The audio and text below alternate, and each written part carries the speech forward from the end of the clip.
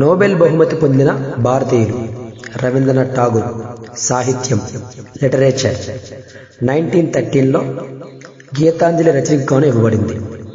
CV Raman physics 1930లో Raman effect కనుక్కున్నందుకు గాను ఇవ్వబడింది.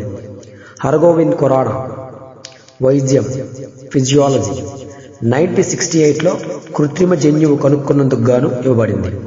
మదర్ తెరిసా శాంతి పీస్ 1979లో ఇవ్వబడింది. సుబ్రహ్మణ్య చంద్రశేఖర్ ఫిజిక్స్ 1983లో చంద్రశేఖర్ లిమిట్ కనుక్కున్నందుకు గాను ఇవ్వబడింది. అమర్త్య సేన్ అర్థశాస్త్రం ఎకనామిక్స్లో 1998లో ప్రతీచి ట్రస్ట్ను ఏర్పాటు చేసినందుకు గాను ఇవ్వబడింది.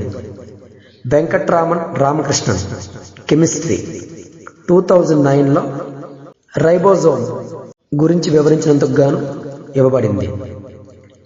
కైలాస్ సత్యార్థి శాంతి పీస్ 2014లో ఇవ్వబడింది. అభిజిత్ బెనర్జీ ఎకనామిక్స్లో 2019లో study and reduce global poverty మీద పరిశోధనలు చేసినందుకు గాను ఇవ్వబడింది.